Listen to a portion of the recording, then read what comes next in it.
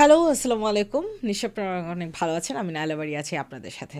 আমি আপনাদের সাথে যে পডকাস্টে নিয়ে এসেছি সেটা হচ্ছে ম্যারিড লাইফ এবং ইন্টিমেসি। নোমান আলীর একজন আলেম। আপনারা যদি নোমান আলীর খুব ভালো ভালো কিছু লেকচার আছে, সেই লেকচারগুলো যদি শুনে থাকেন, মোটিভেশনাল লেকচার, তাহলে হয়তো দেখতে পাবেন যে বা শুনতে পাবেন অনেক ভালো ভালো কথা। আমি আজকে ম্যারিড লাইফ নিয়ে কোরআনে কি ধরনের কথা লেখা আছে এবং হযরত মুহাম্মদ সাল্লাল্লাহু আলাইহি সাল্লাম আসলে কি বলেছেন সেটার একটা ছোট ভিডিও ফার্স্ট আগে দেখবো, তারপর আমি আলোচনা করব। Married life, which is coming later on in the surah. Allah put this desire inside the human being, and the only way you can fulfill that desire is through proper nikah. That's the only way.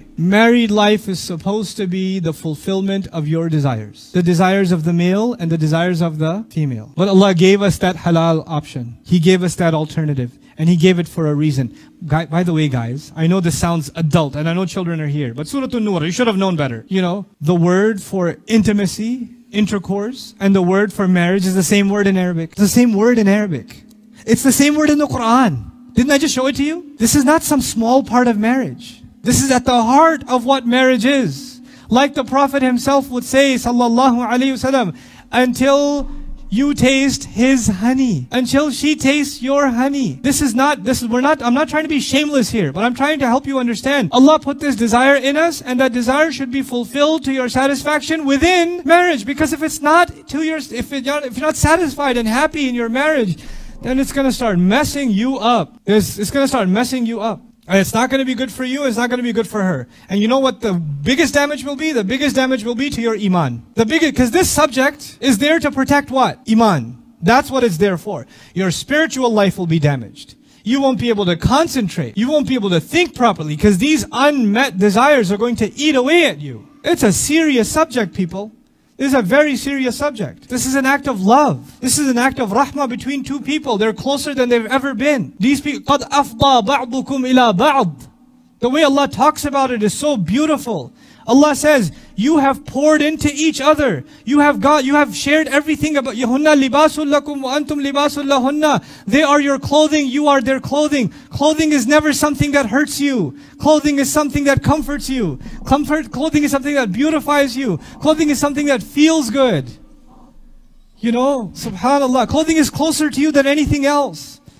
If clothing is painful, you don't want it, it's uncomfortable.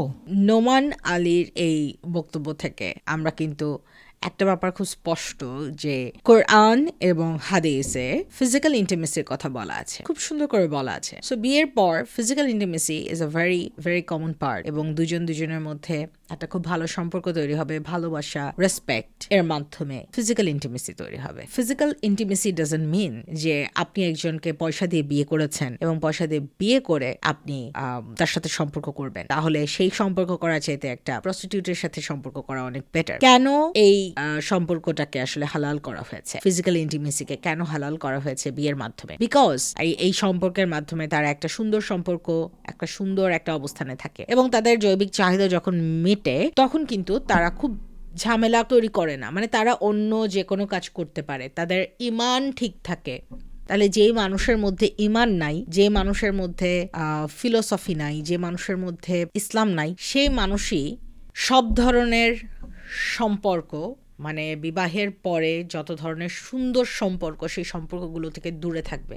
So when you are attracted with your devices, suppose you are talking to your wife or your children, আপনি কথা বলছেন আপনার ওয়াইফের সাথে, কিন্তু আপনি আপনার ওয়াইফের দিকে তাকিয়েও কথা বলছেন না, আপনি ফোনের দিকে অন্য কোনো কিছু দেখতে দেখতে কথা বলছেন। সেটা একটা মেয়ের ছবি দেখতে দেখতে কথা বলছেন, নাকি আপনি একটা অন্য কোনো ভিডিও বা আপনি একটা ইমেইল দেখতে দেখতে কথা বলছেন, আমি সেটার আলাপটা কিন্তু করছি না। আপনি হয়তো অন্য যে কোনো কিছু দেখে আলাপ করছেন। আপনি মনে করছেন যে আপনি তো ঠিকই মনোযোগ দিচ্ছেন, কিন্তু আপনার মনোযোগের কিন্তু কোনো গুরুত্ব নেই আপনার ওয়াইফের কাছে, কারণ আপনি তার দিকে তাকাচ্ছেন না। আপনাকে মনে হয় আপনার তাকানোটা কোনো গুরুত্বপূর্ণ বিষয় না? অবশ্যই গুরুত্বপূর্ণ বিষয়, আপনার মনোযোগটা একটা গুরুত্বপূর্ণ বিষয়। এবং এটা নিয়ে আমি আরেকটা ভিডিও দেখেছি যেখানে একজন মহিলা, খুব সুন্দর ভদ্র মহিলা, প্রায় 26 বছর সম্পর্কের পরে, যেখানে তাদের 2টি সন্তান আছে, 26 বছর সম্পর্কের পরে তিনি ডিভোর্স নিয়েছেন, কারণ তিনি মনে করেন যে তার হাজব্যান্ড তার দিকে আর এমপ্যাথি নিয়ে তাকায় না। তার অর্থ হচ্ছে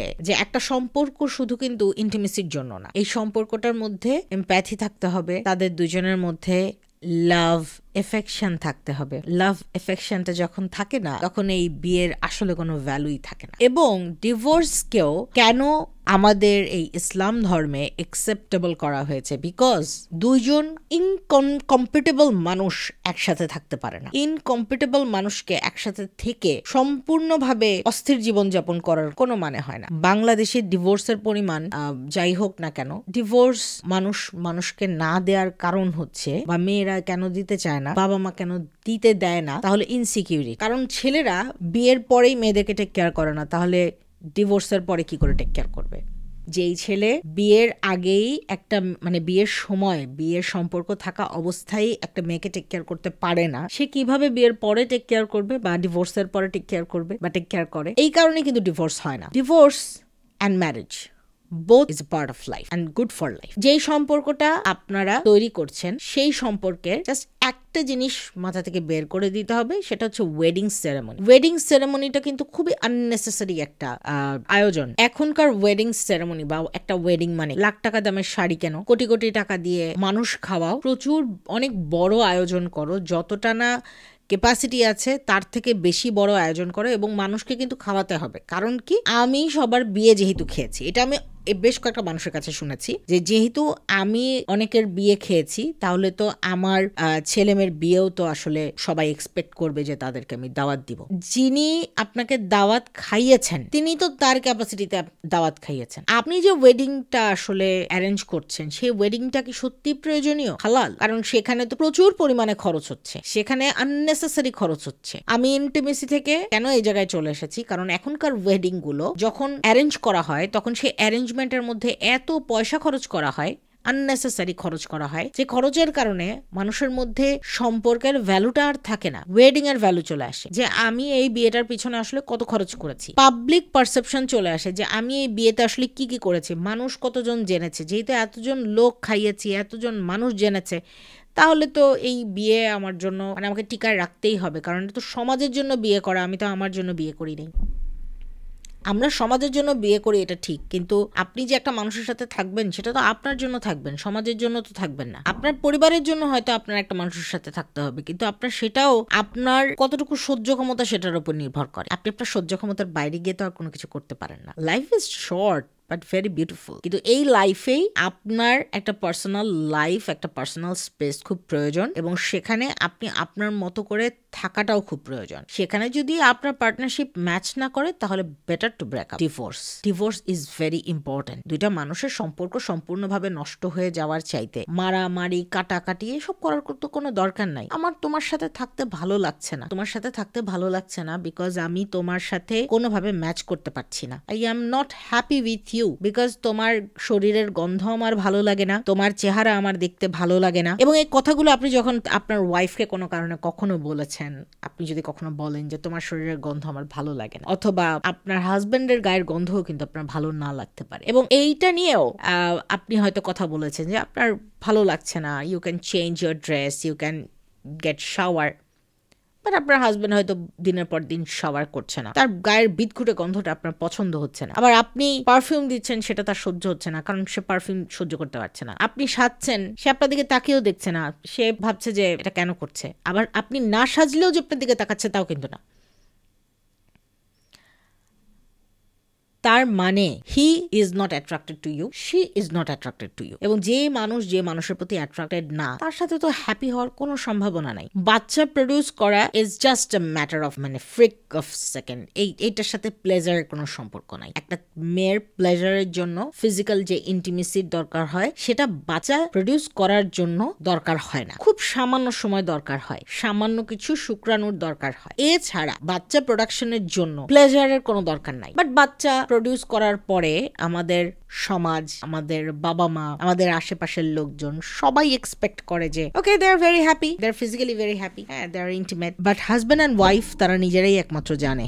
বন্ধু বান্ধবের মধ্যেও টেন্ডেন্সি আছে যে তারা জানতে চায় যে তার সাথে তাদের সম্পর্কটা কি, but this is very private. So private জিনিসটা প্রাইভেটে রেখে দুজনের মতো আলাদা হয়ে যাওয়াও, এটাও কিন্তু এটা গুরুত্বপূর্ণ বিষয়, কারণ দুজনের সম্মান বজায় রাখাটা গুরুত্বপূর্ণ বিষয়। আপনি একজনের সাথে থাকতে পারছেন না, একজনকে আপনার ভালো লাগছে না, কিন্তু আপনি জোর করে থাকছেন, সেটা তো থাকার দরকার নেই। তাকে ছেড়ে দিয়ে আপনি তাকেও তার মতো করে থাকতে দিন, আপনি আপনার মতো করে থাকুন, তাহলে লাইফটা অনেক ইজি হয়ে যায়। সো এনিওয়ে, লাইফ এবং লাইফের যেই সমস্যাগুলো আসলে থাকে, সেই সমস্যাগুলোর সমাধানের জন্য আলোচনায় বসার কথা বলা হয়, কাউন্সিলিংয়ে বসার কথা বলা হয়। এবং কাউন্সিলিংয়ে আপনি তখন বসতে পারবেন, আপনি তখনই কাউন্সিলিংয়ে কারোর সাথে কাউকে নিয়ে বসতে পারবেন যখন আসলে বোথ পার্টিজ চায় যে এই সম্পর্কটা থাকুক। কিন্তু যখন বোথ পার্টিজের মধ্যে যে কোনো একটা পার্টি কখনোই চায় না, সবসময় আরেকজনকে পিঞ্চ করে হার্ট করে কথা বলে, ওই মানুষগুলো কিন্তু কখনোই মানে সম্পর্ক হেলদি করতে চায় না। তারা যতই কাউন্সিলিংয়ে বসুক না কেন,